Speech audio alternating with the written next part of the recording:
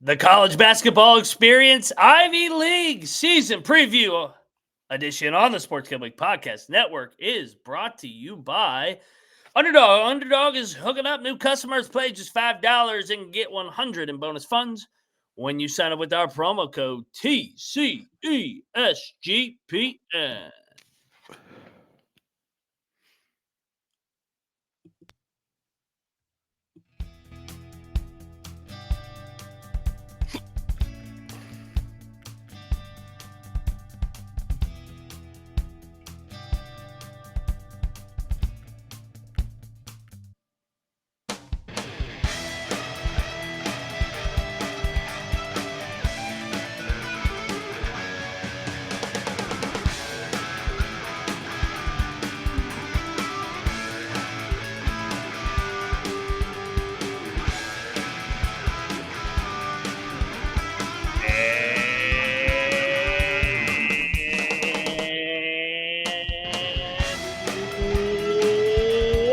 Everybody into the College Basketball Experience Ivy League preview.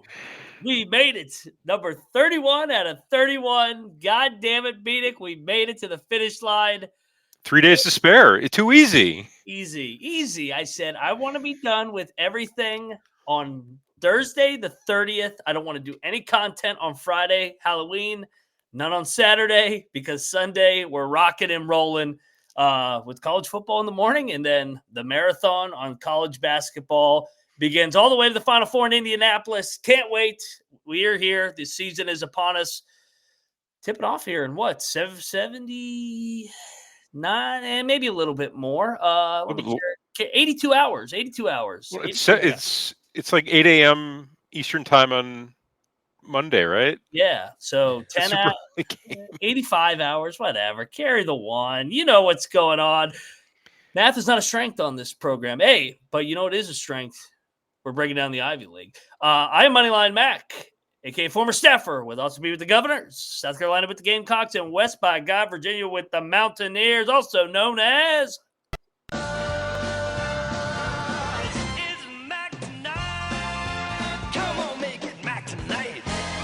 It is back tonight, baby. Let's go.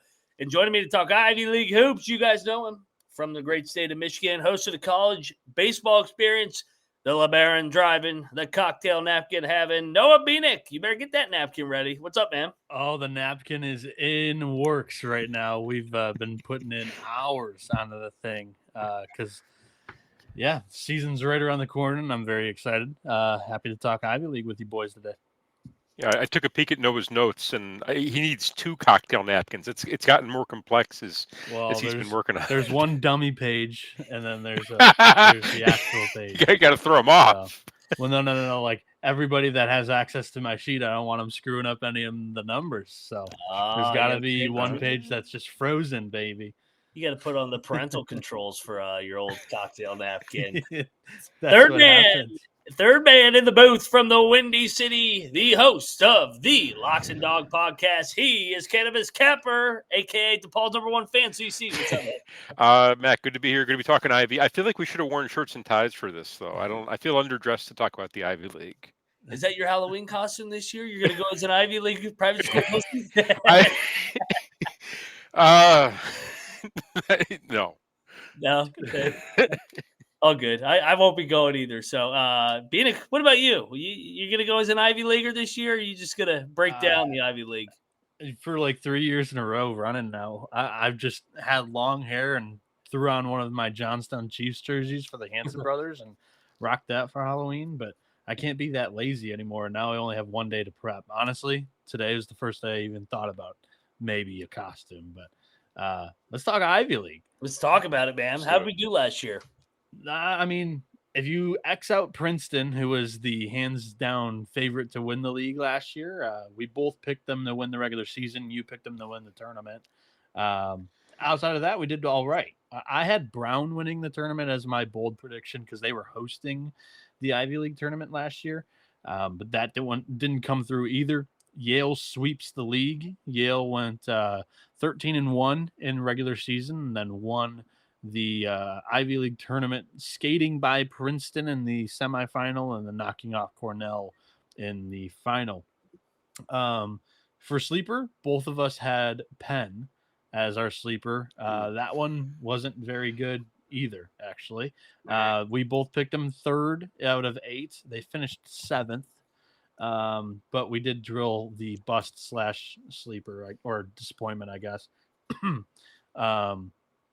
Or actually, I did. You went with Cornell, so you went 0 for 4. I hate didn't this realize league. that. End the episode. You picked Cornell 6th. They were picked 4th in the media poll, and they finished 2nd at 9-5. My bust team was Columbia. Everybody fell in love with the Lions last year. They were picked 5th by the media. I put them 7th, and they finished dead last, 1-13. So that was the Ivy League last year, and the preview was not great, but we're going to do a lot better this year, right, boys? Yeah, you fell in love with Cornell middle of the non-con when they were 12-2 or whatever. I remember you having a soft spot for Columbia at one point last year because they on Columbia. No, yeah, I remember a long debate between me, you, and Colby where we were both on Rutgers to kill Columbia, and you were adamant that Columbia was going to be live on the money line. And that was the game that finally, like, the wheels fell off because they went into that game. They finished 12-15 with that 1-13 record. So they were pumping through everybody. They were like 10-0 to start the year, and then they never won again in January and March. So shout out to Columbia, new era. I don't even remember that, but shout out to you for the deep memory. I vaguely recall. I do remember Columbia was like a covering machine last year. They didn't lose in November. They were 8-0. They were 11-1, and then the Rutgers game, and then they never found themselves again, and they only won one game after that. So that's incredible. It really is. But yeah, let's talk Ivy League. But first, let's talk about ourselves because over here at the Sports Gambling Podcast Network, we got content, NFL, MLB, NBA, college football, college basketball, all are live on the podcast. Give it out free picks and everything. Subscribe to the SGPN feed to catch every episode wherever you get your podcasts today, baby. Yeah, I forgot to mention new faces too. Fran McCaffery at Penn. Yes. Now, yes. hell of a landing spot for him. And then Kevin Hovde, welcome to the Ivy League. He's at Columbia now. And we know you'll be high on that hire because you love your Gators. So the Fran McCaffery to Penn is like it's like Pat Summerall when he broke up with Madden but didn't retire. Like he kept calling game, like he just like showed up like with somebody else like the next season. It's just it's a bit odd for me not to see him on an Iowa sideline. Good for him. But what's great is it's his alma mater. Yeah. So it's him going home for his final job. We'll get to Penn here in a minute though. First up on the dock. The Brown Bears, man. Brown guys. You know I like the Brown guys here, baby. Mike Martin has been at Brown since 2012. So headed now into year 14, actually 13 because of the stupid league sat out that 1 year.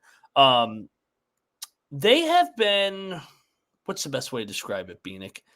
Middle-ish of the pack pretty much the entire 500. Yeah. They've had, especially since COVID, tied for 6th, tied for 4th, 6th. They've been around a 500 team overall. I mean, that is his record, 162 and 184. In Ivy League, he's 70 and 98. A lot of those bad years, though, were at the front end of his career. Is this program going to remain in the middle once again here, Noah? Yeah, I think that this is just kind of a purgatory program in the Ivy League right now. Like, no real identity on either side of the ball where they're extremely strong. Defensively, maybe a little bit better than they are offensively. They do lose their star, though, and Nana Owusu-Anane, who transfers out to Grand Canyon. Keno Lilly is also out of eligibility and hit the transfer portal as well. But in this league, everybody returns over 50% of their minutes. Is very, very nice change and a very easy conference to do as our final one of 31 before our season predictions episode later tonight. So it makes the job quite easy. They return 2 starters. Both of them wings. AJ Lesbert, who averaged 10, 3.5 with 2 assists, shot 37.5% from 3 on 6 attempts a game.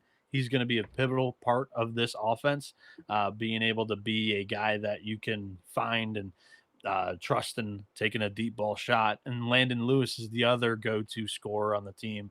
He averaged 13.5 points, 7 boards last season, shot 57.5% from the floor.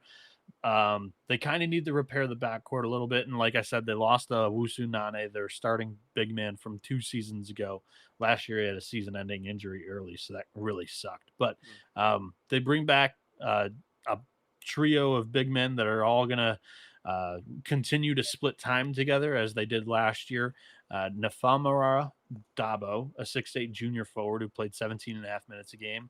David Rochester last year played 10 minutes a game as a freshman, 6'8" big man. And then you got a 6'10" big man and Wyatt DeGroff, who played 6 minutes a game last year. They're thrown in the fire last year, and this year we'll see what happens with another year of experience under all those guys' belts in the Ivy League. But where I really have some questions is this backcourt, as they have to replace some starters. They're going to look to Jeremiah Jenkins, who played 14.5 minutes a game as his freshman last year. He averaged 2 assists in those 14.5 minutes. He's expected to be the starting point guard. He'll also split time at the 1 with Malcolm Risby Jefferson, who had 2 assists last year in 18 minutes a game as a 6'4" junior guard. He gives him a little bit of size on the wing, and he will probably be a 25-minute game player for the Bears this season. On the bench, they also have a 6'3" guard in Adrian Uchaduno, who's a junior, played 8 minutes a game last year, and then a couple of freshmen coming in that round out this bench. They have one of the shorter, experienced benches, only about 8 guys that have played D1 college basketball so far in their careers. And for me personally, I think there are other backcourts to really fall in love with in the Ivy. I've got Brown in the bottom half. Not in the basement per se, though. Okay, I've got Brown again, kind of staying around that middle with an outside chance at that 4 spot for the conference tournament. I really like their front court. Obvious rotation, a lot of experience. They'll be able to mess with some teams, that don't have that, the same level of experience, don't have that same level of quality in their front court, and are able to rotate guys in and out. It really, this team is going to go as far as the guards take it, though. They really need, Jenkins really needs to step up and prove that he can run the point. If he can't, they have other options, but I don't know if they're any better. So I've got them as a blob team. I'm kind of intrigued to see that, see how they're able to, kind of facilitate for that front court. And I think they're going to be kind of around where they've always been around. I got them in the middle of the pack, that 5-6 range. Maybe they can crack the top 4. Side note: the top 4 only make the tournament. So the regular season does matter. You want to crack that top 4. And Noah, this is going to be a refreshing episode for you, because all 8 teams in returning production via Torvik are in the top 40 in the country because of the Ivy League rules. So there we go. We don't have to break down any much portal here on this Ivy League episode. Yeah, no, there are not a lot of portal additions. Doesn't exist. Sure. No JUCO bandits here, sadly. There are a handful of portal guys. We'll talk about them, but yeah, for the most part, nothing compared to the other leagues. Kevin Hovde coming over here. Back to Columbia, where he started his coaching career back in 2012-16. He's on that Kyle Smith, Todd Goldentree. He played at Richmond for Mooney here, of course, he was an assistant with Mooney as well, for that not that Sweet 16, but that A-10 team that ultimately picked off Iowa in the first round of the NCAA tournament. Then he's with Golden, wins a national championship, coming back to Columbia. I'm a big fan of the hire, Noah. Yeah, I think it's a home run hire for Columbia. He began his coaching career there, like you said. Another, guy from the Golden tree, but also Golden comes from the Kyle Smith tree, and it's just very analytically driven. This team is going to launch a ton of 3-pointers and play good defense around the rim and the perimeter, and there's not going to be any easy baskets down low, and they're going to play, pretty much drop in between the 2 money areas, whatever they want to call them. Hovde did an excellent job in re-recruiting some of the Lions that were on last year's roster. 4 seniors entered the portal with the coaching change, and he was able to recruit 4 of them back to the team for the upcoming year. Kenny Noland, last year's point guard, is back. He averaged 3.5 assists a game, shot 37% from 3 on 5 attempts, averaged 12.5, 3.5, and 3.5 with over a steal per game as a 6'2 guard. And he provides senior leadership and experience in that backcourt to go with Gerard O'Keefe, who last year as a freshman played 17 minutes a game in this league. He shot 53% from the floor, 37.5% from 3, and the role's going to expand for him. I think that's a really nice duo alongside Avery Brown, who's also one of those seniors that entered the portal and comes back. He was one of their better scorers last year in 27.5 minutes. He put up 11 points per game. Also is able to handle the ball. He had 3 assists last year. And then the front court, I think, is pretty dang good with Blair Thompson and Zine Adine Bedri both coming back. Both of them are able to step out and shoot one for you, but they're both really good on the glass. Blair Thompson, a 6'8 senior forward, played 24.5 minutes a game, averaged 8.5 and 4.5. And Adine Bedri played 18.5 minutes a game and averaged 8 and 5.5 with 2 assists. I think that's a really good starting 5. You got 4 seniors and a sophomore who played over 15 minutes a game as a freshman last year. Then you've got 3 returning freshmen on the bench, and Leland Coleman, Mason Ritter, Josiah Cunningham, that all played more than 10 minutes a game last year as well. 2 transfers come in, and Ryan Sulis from Richmond, and then a D3 transfer from NYU and Hampton Sanders. And overall, I think that Columbia could be feisty this year. I don't think it's one of the more talented rosters in the league, but it's one of the older ones for sure, especially in the starting 5. And I'm relatively positive on the outlook for Hovde here. I've got Columbia on the bubble to make the Ivy League tournament this year. On the bubble of the conference tournament, baby. You got to love it. I kind of like them a little bit better than Brown. I think they're going to be kind of in, maybe above that blob, but kind of in that same blob area. Typically experience in the Ivy plays really, really well. It's going to be interesting to see how the coach kind of integrates himself with with all the returning production that he has. If he's going to be able to adjust his style, or if he's going to make them play to his. My guess is he would probably try to adjust his style, if anything else.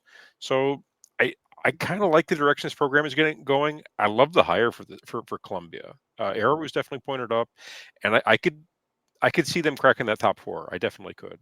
Maybe chance at top 3. Who knows? Yeah, I like the hire, and I think they're going to overachieve under Hovde. He's been there where they've won before, finishing the top 4 multiple times. So he knows the Ivy League. It's not this isn't like other hires where you're walking into a league where you're not familiar with, or a job you're not. So yeah. A lot of returning production, just like everybody else, and they're on the older side of the coin here. So I think they overachieve here. I could see him being a candidate for coach of the year in year number 1 in the Ivy League, just overachieving. So I could see it. Yeah, no, for real, I could see. Yeah, it is in terms of expectation. Yeah, just like coming in and actually getting a bit more out of this team than they performed last year. Yeah, I could definitely see that. 100%. Team number 3, Jon Jaques, did a great job in year number 1, 18 and 11. I think that's Jon Jaques, right? I think it is. I don't remember. Jaques, he's another head. Jaques is at FAU. Yeah, I know he played. I know he was on Donahue's team back in 2010 when they went to the Sweet 16. I do know that. This guy's a Cornell guy through and through. He's been with the program since 2013. He also was with Hovde at Columbia. He was a GA on that team. So a lot of continuity. And dude, Kyle Smith's coaching tree is one. We talked about McDermott's. Kyle Smith's coaching tree is one of the more underrated ones in America. 1,000%. I mean, they have a national title now too. Yeah, they have a national title, and they got a guy at Campbell. They got a guy here at Cornell. They got one at Columbia. San Francisco is still there. So, yeah, that's an underrated tree that just keeps overachieving. So, Jon Jaques, year 2, Noah. I mean, I think Cornell stays in the top half. Yeah, last year they played at a tremendous tempo, top 25 in the country, and they had both one of the top offenses in the league. They finished second in offensive efficiency last year. And there are plenty of shooters here, especially in the backcourt. Cooper Neward is the big piece here. They were able to re-recruit him back from the portal. He entered last year. He shot 42% from three on 6.5 attempts a game. And the Big Red were able to bring him back. He's a 6'2" senior guard who played 27 minutes a game last year, averaged 13 and 3.5, and shot 49.5% from the floor. They do lose two of their biggest distributors of the ball last year in A.K. Okereke and Nazir Williams. Both of them hit the transfer portal, Williams being the point guard last year. So Jacob Beckles is expected to step into that role. Last year, he averaged 2 assists in 17 minutes a game as a sophomore. He's a 6'3" junior guard for the upcoming year, and he shot 47.5% from the floor last season. We'll see what he can do with an expanded role. And then they've got Jake Fegan back there in the backcourt as well. He shot 38.5% from the three-point line on 4.5 attempts a game last year and was 51% from the floor, averaged 11 and 3.5 with over an assist per game, just under a steal per game as well. The backcourt's strong. Where they're going to struggle is definitely in the front court. They're a small roster. They are a deep roster. There are a lot of bodies here that they could throw in at the 5 and kind of sacrifice via fouls, but that it's not a big roster, and there's a lack of returning experience. All of these guys kind of got a little bit of burn last year, but not a ton. You got DJ Nix, played 12 minutes a game last year. Josh Baldwin, who played 11 minutes a game. Adam Song-Hinton played 11 minutes a game. Anthony Namani is a 6'4" sophomore guard who played 7.5 minutes a game. And back to the front court pieces here. Ian Emegwu played 5 minutes a game. Ty Awan Q didn't drill that, but he's back as a sophomore. AJ Rodriguez and AJ LeBeau, all of those guys played less than 6 minutes a game last year, but are back on this bench. They do go out and they get a Valpo forward, Casper Sepp, who played 19 minutes a game, and he's probably going to start as their 5. Big question there for me. And then a name that I know pretty well is Demarion Fishburne from Macomb Community College, right in my backyard. He averaged 12.5 points per game, 7.5 boards, and 3 assists as a point guard last year. He's going to slide in mainly as a wing. And he may add a little bit of depth as like a second or third point guard for this team if it's not Beckles or Neward handling the ball for the most part. But I do think that Cornell takes a little bit of a step back this year with their lack of size and lack of proven production. Okay, I've got Cornell as a lock to make the conference tournament. A lock. Ooh. Yeah. Oh, well, he's finishing second or third, maybe. Big Red. But first off, I like that they have an identity and they have continuity as far as what they want to accomplish. I think that's actually a big check in their favor. Third, they scheduled pretty aggressively when it comes to their non-conference. I think they go to Michigan State, I think Illinois State and Kent State are 3 of the schools that they're going to be. They're going to do like a Midwest swing where they. Where they have to face those schools. So they're going to be a little bit battle tested for the conference schedule. I like that. And really, again, it just kind of boils down to, they know who they are, they know what they want to run, and it's clear that the roster is made with a plan. It doesn't really bother me that they don't have a ton of size, because it's usually, you do see some smaller teams able to sneak into that top 4. So I actually like this Cornell team a fair bit. I got him in my top 4 again. I trust the identity, and they started playing fast under Earl. We saw what he did at William and Mary last year, so I think they continue. I know they lost two double-digit scores there, but I just trust the next man up in this program, and I trust Cornell to stay up here in the top half. I also trust MyBookie. MyBookie.ag is your place to bet on basketball, football, everything else. Their prop builders, second to none. Their motto is bet on anything, anywhere, anytime. Easy deposit and lightning fast payouts using crypto. Head over to mybookie.ag. Our promo code is TCESPN for a 100% bet back bonus up to $500 for new customers. That's mybookie.ag. Promo code TCESGPN. We're also brought to you by Novig. Novig is America's #1 sports prediction market, getting you the best prices available in 35-plus states. Download that Novig app and get $50 off when you spend $5 and you use our promo code SGPN25, SGPN. Get in on the action with Novig, promo code SGPN. All righty, next up on the dock, we got Dartmouth. David McLaughlin coming over here. David McLaughlin was at Stonehill prior to Dartmouth. Now he's entering year number 9, so he's been there a decade with the season being canceled there since 2016. He was really good at Stonehill when they're at the D2 ranks, so in 189 and 99. So that's why you see 265 career wins. They had an awesome year last year, cracking in there, getting to the Ivy tournament, finishing third, tied for third. What do you think here, Bienick, with the old Big Green here? That was a big-time year to get out of the basement. It was David McLaughlin's best year at Dartmouth in his career so far. The first time that the Big Green have been over 500 in the Ivy League.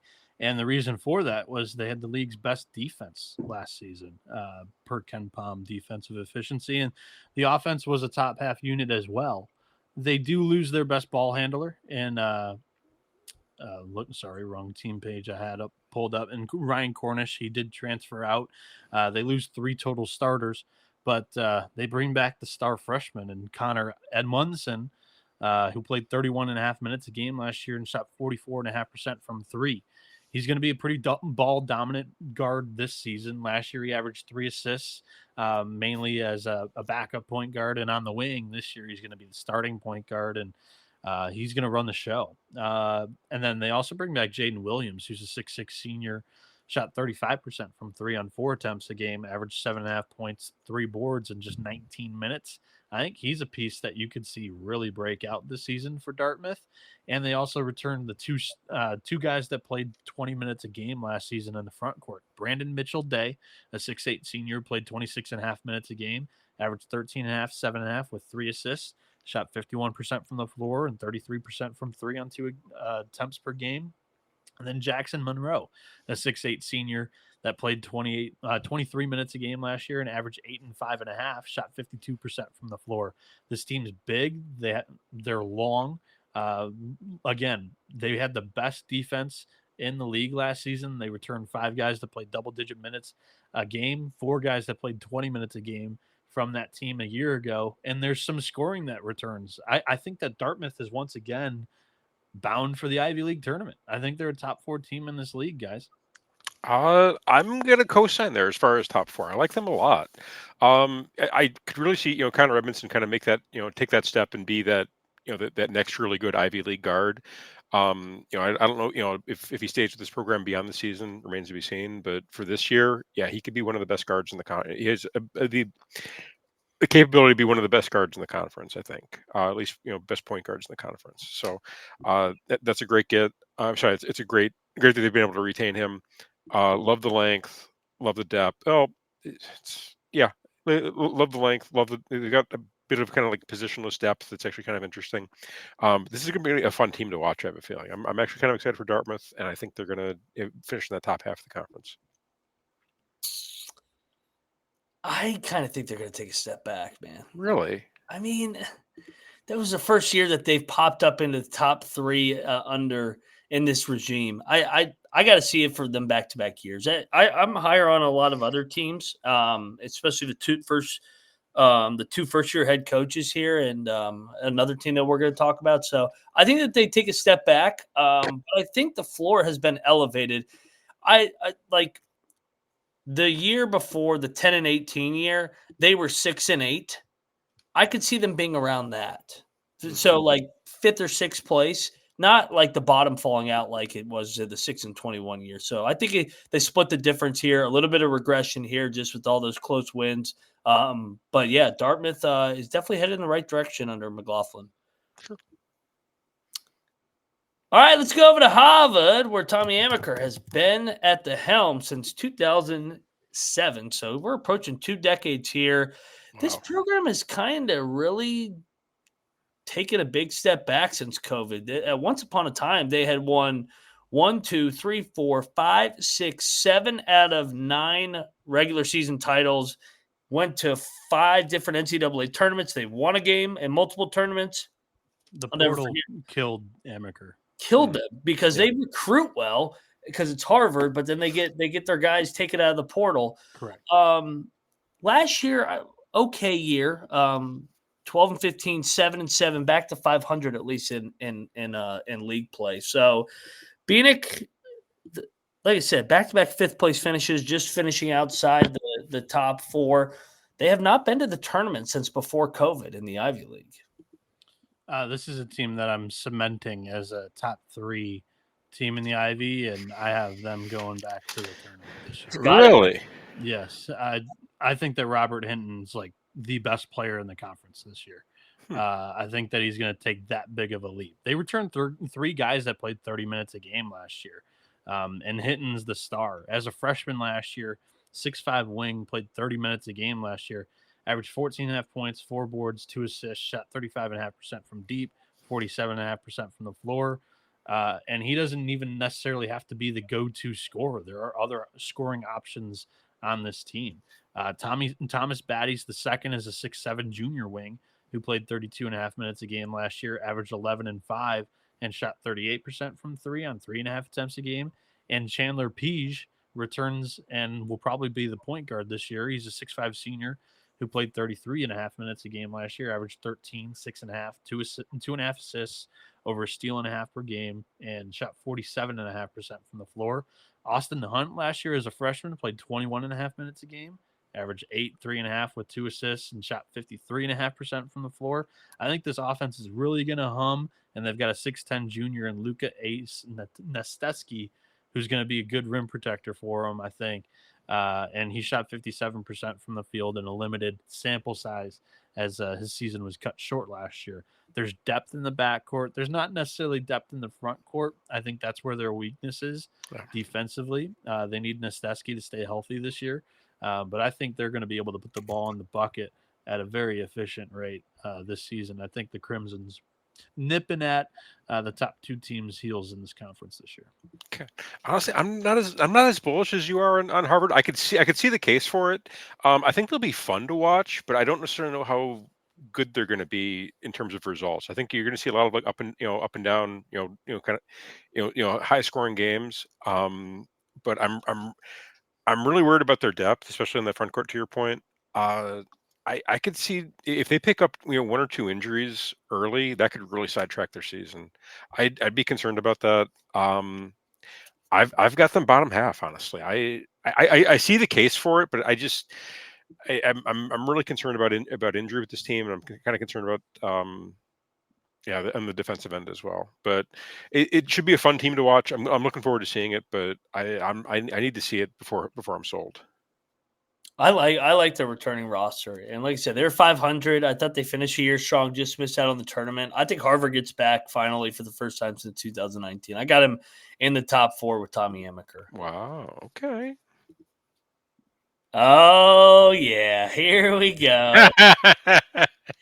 I am really intrigued how this is going to work out. I think it's going to work in the long run. I'm worried about it in year 1 because of this culture shock coming here from the Donahue era to McCaffery, and they have so many guys coming back.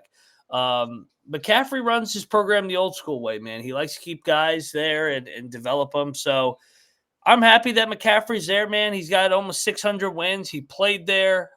He's never been to a Sweet 16 in March, but he's been to a bunch of round of 32s, a bunch of round of 64s. Noah, what's your thoughts on the micro and macro of Fran McCaffery going back to his alma mater for his final job? Yeah, you mentioned a little bit of culture shock. Yeah, he's going to benefit those guys. I'm afraid that this team and this program this year has the lowest floor. And, by far. Oh, without question. Yeah, good call. He yelled at me wrong.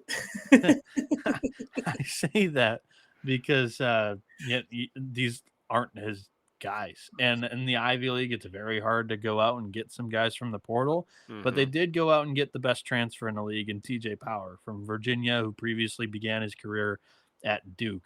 And he's the Robin to Ethan Roberts' Batman, 6'4" senior guard who played 33 minutes a game last year, averaged 17, 5.5 with 2 assists, shot 37% from 3 on 6.5 attempts a game. That's going to be Fran McCaffery's best player because the way that, his offense is typically run through is like one wing and a big. And I'm not quite sure they've got the big this year. It might be TJ Power, but he hasn't really shown it yet at the D1 level. I do think he will be able to click, taking another step down here, but we shall see what he's got in store. They only returned that one starter, though, in Ethan Roberts. Everybody else kind of comes back from the rotation and will play a much bigger role for this team this year. They lost their point guard from last season, and Nick Spinoso. Not Nick Spinoso. Sam Brown. They lost Nick Spinoso, their starting center, last year, and they're replacing the positions at the 1 and the 5. There are quite a bit of question marks on this roster, but quite a bit of guys that played a little bit last season that are expected to take big steps up for McCaffery in year 1 with the Quakers. Capper, how do you feel about the Quake show this year? I think they're going to struggle. I mean, it just given the fact that there's so many guys returning and they're not his guys. I think you're going to see a real clash in terms of like a generational clash here. They are scheduling a bit aggressive in the non-con. I think they go to Rutgers, and they've got the Philadelphia tournament that they always play. The five. The Philly 5. Philly 5. Yeah, they're going to play. Yeah, they've got the Palestra. Yeah, they got Drexel and St. Joe's. No, St. Joe's, I think. So either way, I think this team is going to struggle. I think you're going to see a lot of the younger guys, get a bit of burn, just because I think he's going to be trying to figure out what he wants for year 2. If any of these guys are worth keeping for year 2 is what I think. So I've got them in the bottom half, definitely towards the that 7-8. I have them finishing dead last. I don't feel so bad. I can see this being a total clusterfuck. He's gonna coach the way he's gonna coach, and those guys are not his guys. They're Donahue. They're more on the finesse side. So at Greensboro, it took a year to get it going to where he was winning 20 games. At Lehigh too. At Siena as well. He's going to build his program just like the old way. That's why he was a good fit going back to the Ivy, because that's what he does. So I even think next year they'll take it not on the chin, but I think that they still will be below, probably in the bottom half. But year 3, I think is where you see Penn really start jumping into the Ivy League tournament year after year under McCaffery. How old is he going to be in year 3?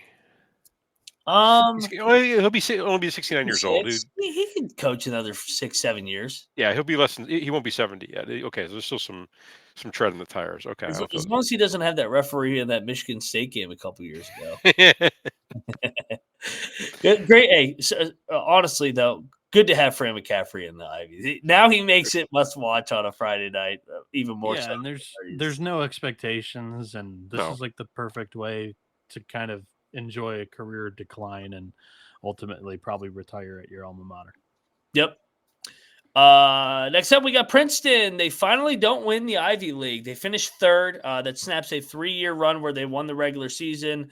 The highlighted year was 23-9 and 22-23, where they got to the Sweet 16. Regression hit them a little bit last year. They were banged up a little bit. Henderson's group struggled with expectations. Yes. Do we get a bounce back here, Noah? I know it's a lot of turnover for them. It would be a bold prediction to predict like an all-the-way bounce back, but at the same time, Mitch Henderson's 8-6 record in league last year was the worst since 2019. Like, this guy is automatic in the Ivy League, and the expectations were there because of how much noise he had made the previous few years with that group. They do lose their 2 stars in Xavier Lee, who transferred to Florida, and then Caden Pierce is redshirting. He's getting his diploma at Princeton and then transferring out after the season. So it's basically a brand new team outside of Dalen Davis, who's going to step into the point guard role this season. Last year as a sophomore, he played 24.5 minutes a game, shot 35% from 3 on 5 attempts. But everybody else is going to have to really step up this season. They returned 4 freshmen that are going to play big minutes this year.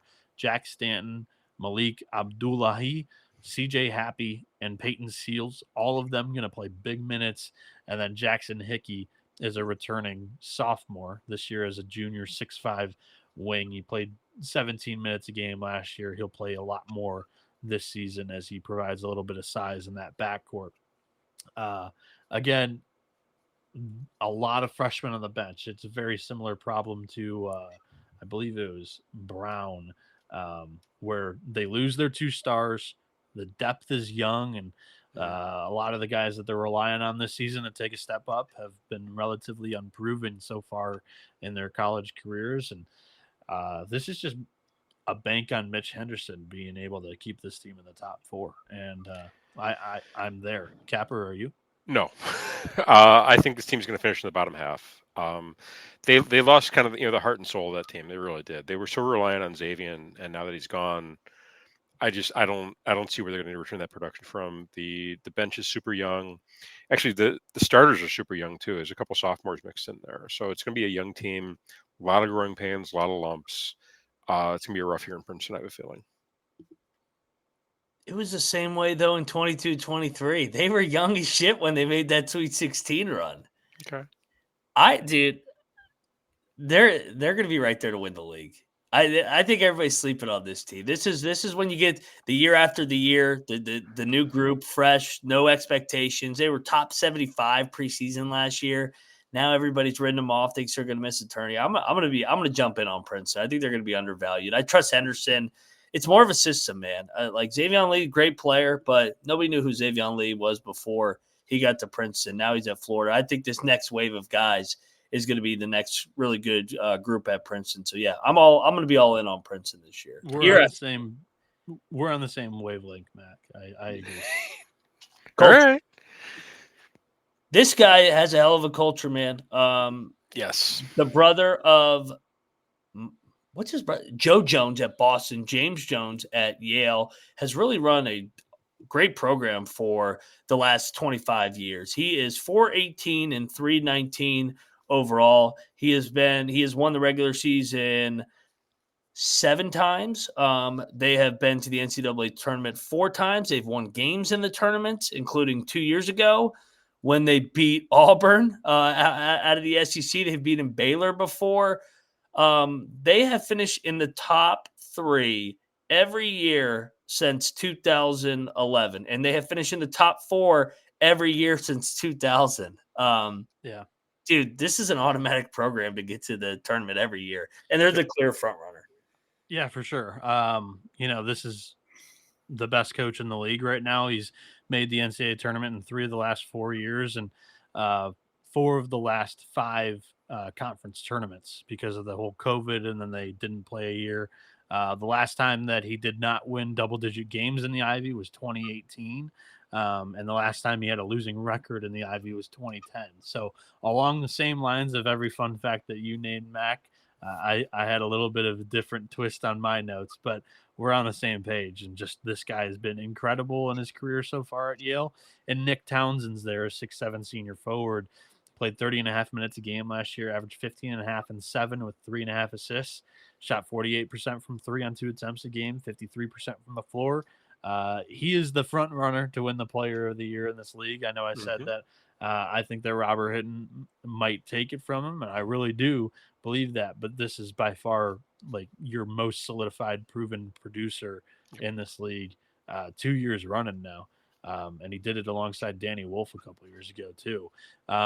The front court's really strong. You've got Townsend and then Samson Alaton, who as a 6'10" junior played 20.5 minutes a game last year, averaged 7.5 and 4, shot 59% from the floor, averaged a block and a half a game.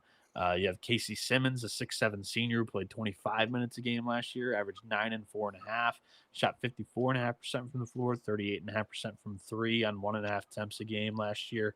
And then Isaac Seliskar, who played 20.5 minutes a game as a freshman last year. This is your next star at Yale once Townsend moves on. But he averaged 7 and 5 last year with an assist and a half a game, shot 53% from the floor. The question mark is point guard. Mm-hmm. They got a true freshman coming in and is going to run the show in Courtney Wallace Jr. But honestly, I think that you could put this thing on autopilot with James Jones, and they're the front runner in the league. Capper, your thoughts? They're the favorite to win this league. In my mind, they've got the best player, Nick Townsend, and you got the next generation. Obviously on the roster. They'll go. I'm really not that worried about the young point guard. I think they've got enough experience in this team that they'll be able to get through the year, with Courtney Wallace and have him again being able to step into that. You even see that the future generation, star potentially, stepping up there as well. I love this team. They're my number one overall. Kind of excited to see that front court is going to be dominant in this league, and it's just a solid team, solid coach. Just a really well-run, I guess you call it, low major, mid-major program. They should win it this year. Yeah, and if they don't win it, they'll lose by like a game. So yeah, I mean, like they're the clear favorite. They front runner player of the year. And they've also got probably the favorite to win defensive player of the year in Samson Alaton. So. Yeah, this is a fucking good team. So yeah, really Yale. Is. Watch out for them in those bye games. They've won bye games before too. So let's shout out our sponsors, and then we'll go 1 to 8 here and give out our tourney winner. We're brought to you by Underdog. Underdog is your place for pick'em entries where you can win 5,000 times your entry. Underdog's got a brand new offer for new customers. Play just $5 and get 100 in bonus funds when you sign up with our promo code TCESGPN. And we're also brought to you by Rhythm. Rhythm is crushing college football, college basketball, and NFL and the NBA. Rhythm is giving away weekly cash prizes just for tracking your bets in the app. Track 5 bets in the same type and model and build up to $1,000. Use our promo code SGPN25 when you download the Rhythm app for 25% off. With your Rhythm app, download Rhythm and use promo code SGPN25. Mac, real quick before we get into the predictions, only one high major program scheduled Yale in the non-con. Can you guess who? It would be one that you should be able to guess. Is it local to Yale? No. But they schedule, they're not afraid to schedule the mid-major. Alabama? Correct. Wow. Oats don't give a fuck, man. No. That'd be a fun game. Oats is smart, man. Like that's the kind of game you got to get on the schedule, and even if you lose it, it gets you ready for March, so you don't pull an Auburn and play tight as shit in that first round. Yeah. All right, 8 through 1. I think we all had Penn in the basement, right? I have Penn in the basement. The Quake Show. Yep. All right, at 7, I got Dartmouth coming back a little bit, but dude, 2 through 7 may be separated by a game or at most 2. Okay. I went 8. I went with Penn just because I think it's the lowest floor. I went with the lowest ceiling program in Brown. I just think it's the Purgatory Ivy League program. They'll be 500. They'll be 5 or 6, but I like some other teams better than the Bears this year. I'll go Princeton at 7. I need to see it. Ooh, bold. At 6, I got Brown. That's usually where they're at. I've got Cornell. Lack of size and lack of proven production. So I got the Big Red 6. I got Columbia at 6. Improved, but not much. They got Columbia jumping up to 5th, year 1 of Hovde. Wow, there you go. Yeah, I've got Columbia at 5 too. They bring back 4 seniors and 8 guys that played double-digit minutes a season ago. So at 5, I'll go Brown guys. Okay. So now we get into the tourney. I got Cornell snagging that last spot there with the Big Red. Okay. 4, I got Dartmouth. Returned 4 guys that played 20-plus minutes a game a season ago for the league's best defense. Come on. I've also got Dartmouth at 4. Again, they snagged it last year. I think they bring back a similar group. I'd like them to get it again. Harvard at the 3 hole for me. Tommy Amaker back into the dance. Yeah, I got Harvard at 3-2. Robert Hinton comes back along with 2 other guys that played 30 minutes a game. Crimson. Harvard is also my 3rd. Similar reasons. Nice. At 2, I'm going to go Yale. Stunner. I think Yale finished just 1 game back of who's going to be my champion. You're drunk. I got Princeton at 2. Mitch Henderson last year was 8-6, and that was the worst record he's had in conference since 2019. He's finishing 2nd in the league. All right. At 2, I've got Cornell. I love the backcourt, and I think they've got some solid front court pieces. I like this team. You laid out my case right there, Noah. He's worst finish last year. Everybody penciled in Princeton last year to win it. Year after the year, Princeton, the young group, they overachieve and they knock off Yale for the regular season title by 1 game. It was his worst finish last year. He finished 5th, not 2nd, Mac. So he's going to take a step up. He finished 3rd to 2nd. He finished 3rd. Yeah, he was in the tourney. He was in the tourney. That's true. No, they finished 4th. They were 4th because they played Yale in the opening game. You see that. He finished tied for 3rd in the standings. Sorry. I apologize for my snap there. But yeah, I'm going to go Yale. I'd co-sign Yale also. Chalk. I got Yale winning the tournament as well. Where is this thing being held this year? 2026 Ivy League tournament. Basketball. Tournament winner. The basketball tournament is being held at Yale. Oh, Yale wins it. Okay. So can't get cute. Princeton wins regular season. That's nice. And then Yale beats him in the tourney. There you go. Rigged. So there tourney. were 21 votes in the media poll. Yale got all 21 first place votes. Harvard 2nd, Cornell 3, Princeton 4, Dartmouth 5th, Brown 6th, Penn 7, Columbia 8. My sleeper gotta be Columbia, and my bust / disappointment has to be Cornell. Okay. I guess my bust would be Princeton then, and sleeper, I think Cornell. From 3 to what? Oh, I'm sorry. No, it can't be a sleeper then. Princeton's definitely my bust. I don't know that I have a sleeper. Maybe Columbia. Where'd you have Columbia? Yeah, Columbia would be my sleeper then. I had them 6th. Where'd you have them? 6, yeah. I mean, 8-6, I guess. Yeah. That's probably your biggest mover there. Mac? The sleeper is going to be Princeton knocking off Yale. I mean, that's a fucking sleeper and a half. The bust is going to be Dartmouth. Show it to me back-to-back years. I'm not buying into the big green yet. There. I think that's a show, Mac. That is a show. 31 down, 0 to go. Final 4 coming up. We made it. Thank God. I can go out of town, enjoy Halloween because I got all 31 in with you, Bienick, and you, Cap, and I'm in a good mood. We got 1 more to go, though. Final 4 in season previews. I know there's a DFS show coming up as well, so make sure you got all your notifications turned on. I know Colby's on with the main guys later, I think around midnight, so check out that episode. I thought that was tomorrow. I think isn't that tomorrow noon? No, it's 31st at midnight, which is in 4 hours. Okay. So, all right. Yep. Get it all turned on, baby. The season's here. College football, college basketball. This is the best couple months of the year, so enjoy it. If you're new to tuning in with us, we're here every night. So this is not a maybe we'll go live every night. No, it'll be here every single night. So, make sure you get notifications turned on. He's at Cannabis Capper. Make sure you go check out the Locks and Dog podcast. They're going to be doing college basketball and college football as well. Huff as well. He's not here tonight, but go check out him on the Pump Fake Pod. Go check out Noah Bienick on the College Baseball Experience. I'm at Moneyline_Mac.